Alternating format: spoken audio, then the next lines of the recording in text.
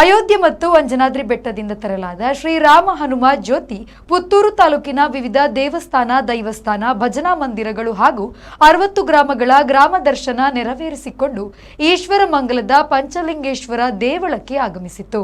ಜ್ಯೋತಿಗೆ ಭಕ್ತರು ಅದ್ದೂರಿ ಸ್ವಾಗತ ಕೋರಿದ್ರು. ಪಂಚಲಿಂಗೇಶ್ವರ ದೇವಳದ ಬಳಿಯಿಂದ ಪಂಚಮುಖಿ ಆಂಜನೇಯ ಕ್ಷೇತ್ರ ಹನುಮಗಿರಿಗೆ ರಥಯಾತ್ರೆಗೆ ಚಾಲನೆ ನೀಡಲಾಯಿತು.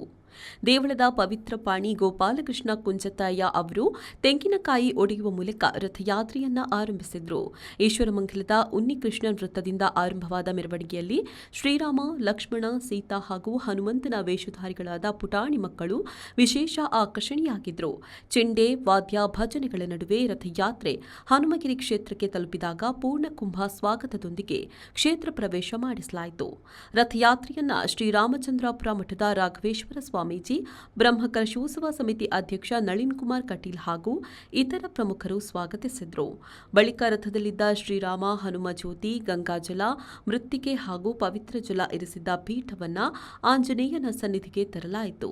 ರಾಘವೇಶ್ವರ ಸ್ವಾಮೀಜಿ ಅವರು ಆಂಜನೇಯ ದೇವರ ಎದುರಿನ ದೀಪದಲ್ಲಿ ಶ್ರೀರಾಮ ಹನುಮ ಜ್ಯೋತಿಯನ್ನ ಪ್ರಜ್ವಲಿಸಿದ್ದಾರೆ.